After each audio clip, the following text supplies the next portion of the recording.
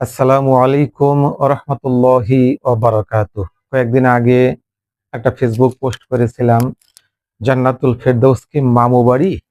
অত্যন্ত দুঃখের জায়গা থেকে, আবেগের জায়গা থেকে পোস্টটা করেছিলাম। যখন দেখি একটা মানুষ সারা জিন্দেগি নামাজ পড়ে নাই, পশ্চিম দিকে আষাঢ় পড়ে নাই, সারা জিন্দেগিতে একটা রোজা রাখে নাই, যখন মারা যায় হুজুররা তার জন্য জান্নাতুল ফেরদৌস দোয়া করে থাকেন। পরিবারের সবাই তার জন্য জান্নাতুল ফেরদৌস কামনা করে থাকেন।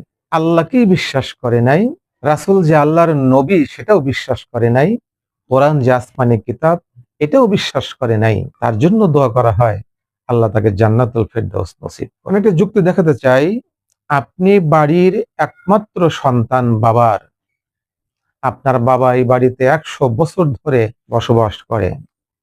আপনার বাবার মৃত্যুর পর আপনি কেবলমাত্র শুধুমাত্র এই বাড়ির উত্তরাধিকার সূত্রে মালিক, আপনি ক্রয় সূত্রেও না, যেখানে দুর্বলতা থাকতে পারে।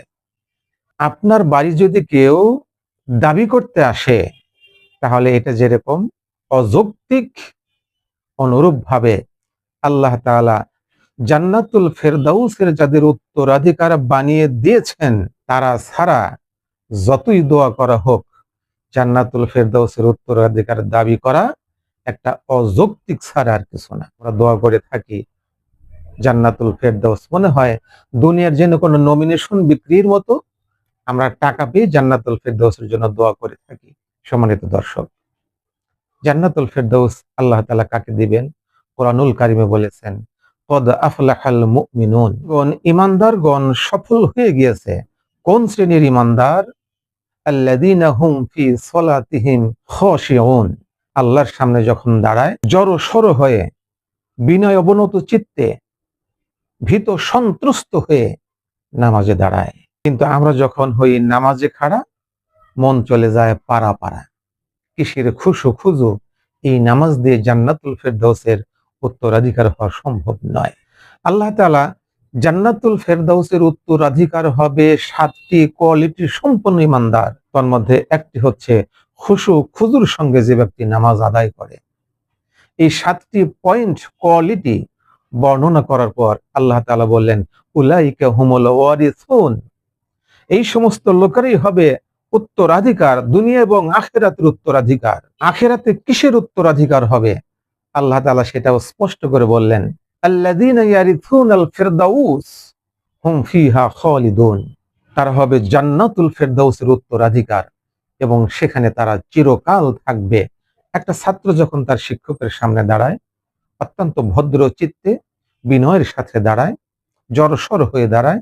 একজন ব্যক্তি কোনো সম্মানিত বয়োজ্যেষ্ঠ ব্যক্তির সামনে যখন দাঁড়ায়, ভদ্রচিত্ত ভাবে দাঁড়ায়, অনুরূপ ভাবে একজন নামাজি দুনিয়া এবং আখিরাতের বাদশাহ আল্লাহ তাআলার সামনে যখন নামাজে দাঁড়ায়, তখন এভাবে দাঁড়াবে, পুলসিরাত পার হচ্ছে, পারটা হতে পারলেই জান্নাত, আর পার হতে না পারলে জাহান্নাম।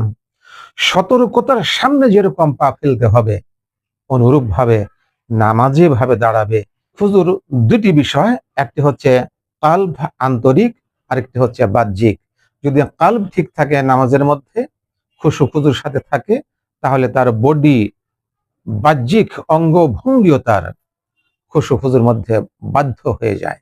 আন আবি হুরায়রা রাদিয়াল্লাহু তাআলা আনহু قال রায়া রাসূলুল্লাহ সাল্লাল্লাহু আলাইহি ওয়াসাল্লাম রাজুলান ইয়াবাসু বিলিহিয়াতিহি। হযরত আবু হুরায়রা রাদিয়াল্লাহু তাআলা আনহু হাদিসটা বর্ণনা করেছেন। তিনি বলেন যে রাসূলুল্লাহ সাল্লাল্লাহু আলাইহি ওয়াসাল্লাম একজন নামাজীকে দেখলেন, সে নামাজে দাঁড়িয়ে দাড়ি নিয়ে খেলা করছে, অর্থাৎ দাড়ি টানা, দাড়ি খেলাল করা, এরকম দাড়ি নাড়াচাড়া করা, এগুলো করছে। কলা, রাসূলুল্লাহ সাল্লাল্লাহু আলাইহি ওয়াসাল্লাম বললেন, লাউ খাশা কলবাহ, যদি তার কলব, যদি খুশু খুজু থাকতো, আল্লাহর ভয়ে ভীত সন্ত্রস্ত থাকতো, লা খাশাত জাওয়ারিহু, তাহলে তার অঙ্গ প্রত্যঙ্গ আল্লাহর ভয়ে ভীত সন্ত্রস্ত থাকতো।